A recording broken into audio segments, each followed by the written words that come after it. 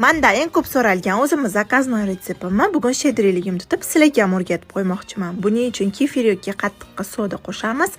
Bu orada tuxum shakarni o'tpoqqina qilib ko'pirtiramiz. Ustiga salat yog'i, qattiqli emasdan unli mahsulotlarni elakdan o'tkazib solamiz. Tayyor massani 3 ga bo'lamiz. Pergamin solingan listda pishirishni boshlaymiz. Kremi uchun bizga vaqt sinovidan o'tgan 45% pyure milka qaymog'i va quyoncha varyoniy molokosi kerak bo'ladi.